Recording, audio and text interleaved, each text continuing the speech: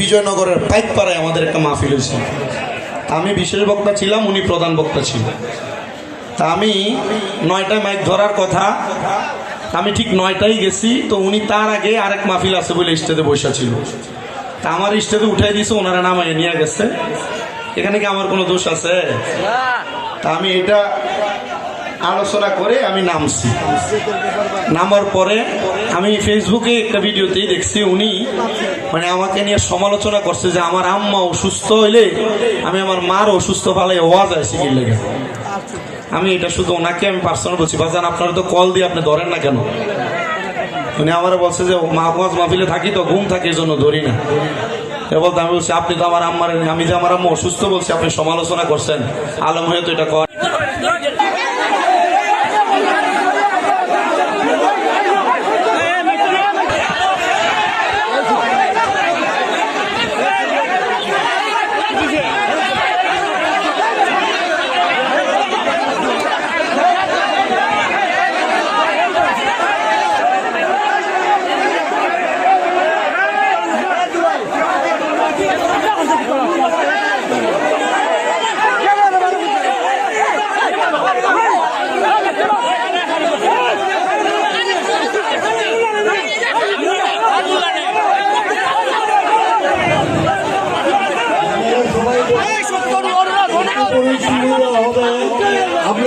দরবারের কয়েকজন প্রতিনিধি দেখছে, আপনারাও আসেন।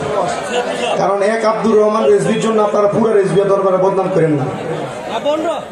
হ্যাঁ সবাই চিনে দিলে তো আপনারা একটু দিকে চলে আসেন। একজনের কারণে আপনারা পুরো দরবারে বদনাম করেন না, আল্লাহর রাস্তায় চলে আসেন।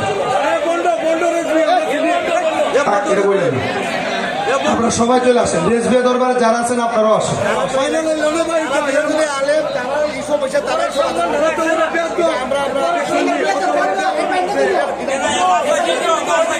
আপনারা যারা আপনারা একটু কষ্ট করে চলে আসেন বাবাজি না।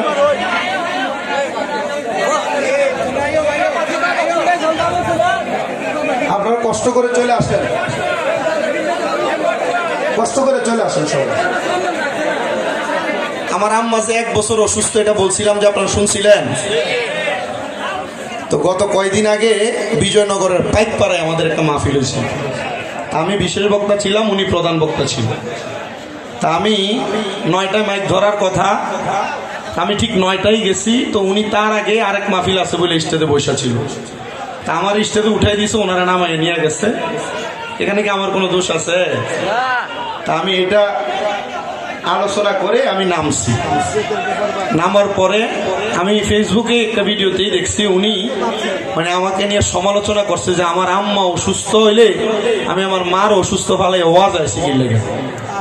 আমি এটা শুধু ওনাকে আমি পার্সোনাল বলছি, বাজান আপনারা তো কল দিয়ে আপনি ধরেন না কেন?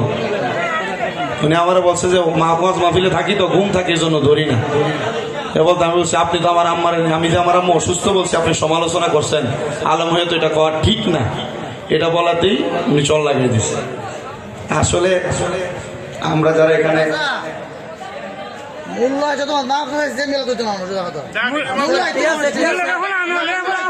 আমি বলি শোনেন শোনেন শোনেন আমাকে আপনাদের কথা ঠিক আছে, আমি বলি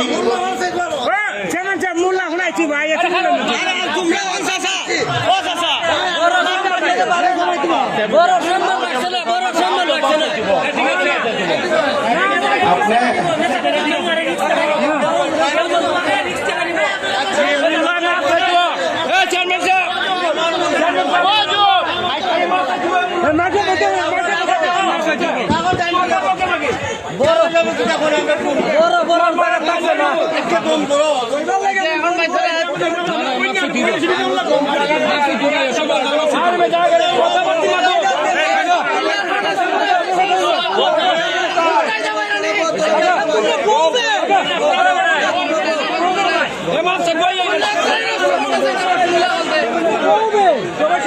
কথাবার্তা